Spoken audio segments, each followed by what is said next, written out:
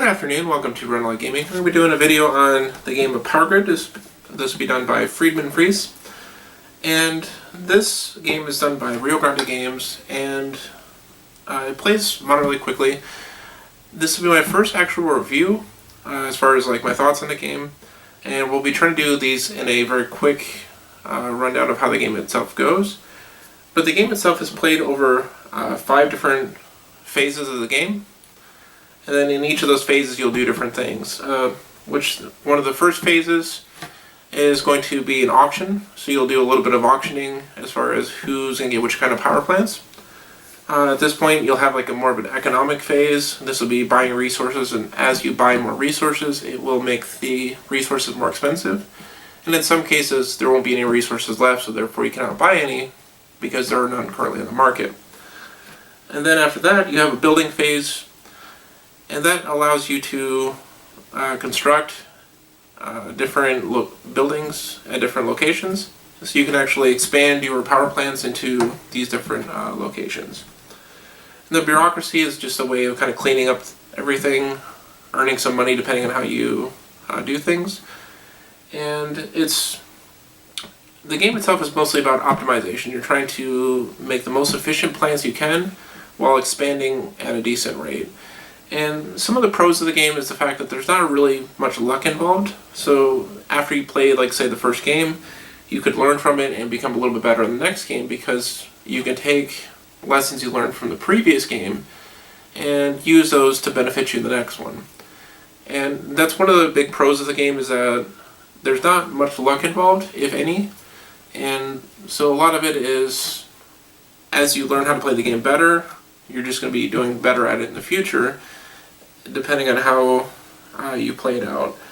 And also, the good thing about the maps too is they're not actually balanced. However, since the first placement you can do is anywhere, most of the balancing happens by the players themselves. So if a particular region has a lot of really cheap cities to connect to, there should be a good chance that more people are going to build there to kind of balance that out for the board itself. Also, there are tons of expansions for this game. So if you play on the India map, it's going to have a different rule set than if you play on the base Germany map or a US map. And with that, they can also very much change how the mechanics of the game work. So if you play India, it's going to be a very different feel than if you played as the US or Germany. Now, some of the cons is mostly component issues that I've always had with the game.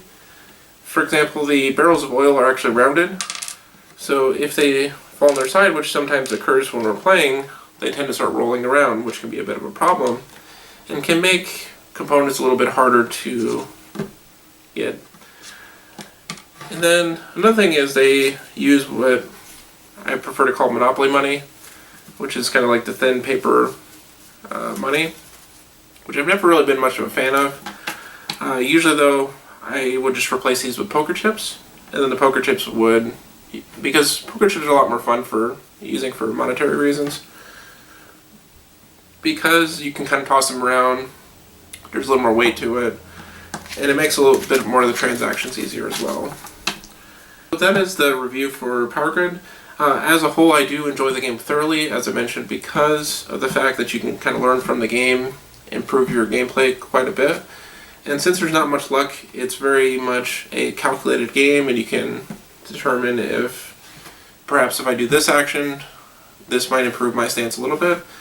You can also look back at your game in retrospect and go, this is probably what made me lose the game, if you ended up losing.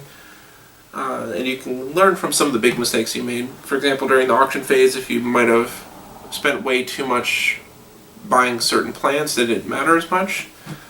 Or simply put, you may have wanted to spend more on an auction because that one power plant is the thing that made the difference between winning and losing the game.